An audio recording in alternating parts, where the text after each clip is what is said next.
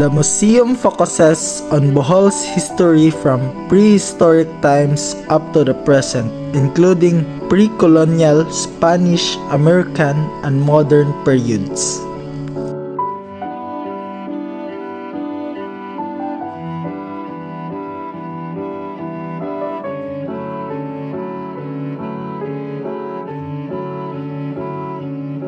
I love the long-tail monkey artwork because show the playful, energetic nature of monkey.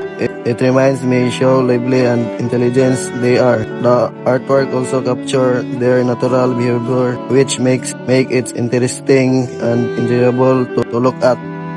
Image features a preserved tooth of the megalodon, one of the largest and most powerful predators to ever exist in the Earth oceans. Displayed as a fossil, it offers glimpse into the prehistoric era when these massive sharks dominate the seas. The size and the condition of the tooth highlight not only the immense scales of the creature but also the importance of preserving such discoveries for scientific and educational purposes. Amakan, also known as bigyo, is a traditional Filipino material made from woven bamboo strips. It is commonly used for house walls in rural areas because it is lightweight, durable, and allows good airflow. This helps keep home cool, especially in hot weather. Amakan also reflects Filipino creativity and the use of natural, eco-friendly resources. One thing I like the most in this museum was the fishing tradition.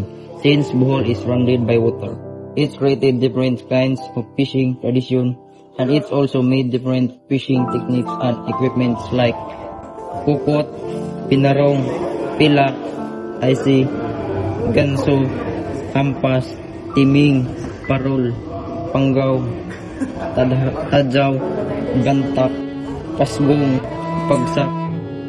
I love the treasure artwork because it represents the unique wildlife of the Philippines. It also makes me feel proud of our country's natural beauty. The Philippine treasure is one of the smallest primates in the world and is found mainly in places like Bohol. The place that I liked in this museum was the bird of the Philippines.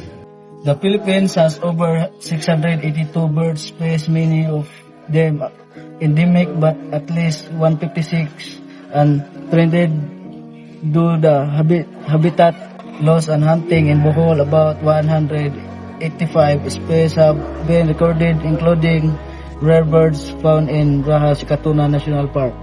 The piece that I liked in this museum was this how were chocolate hills formed. As time passed by, the rising up of the land exposed the accumulate deposit above the sea. Continuous action of the waves form dispersion on the rising land. Then rainwater slowly eroded the land and stream curved the area. Eventually, the chocolate hills were formed. This is the product of nature sculpturing of the land.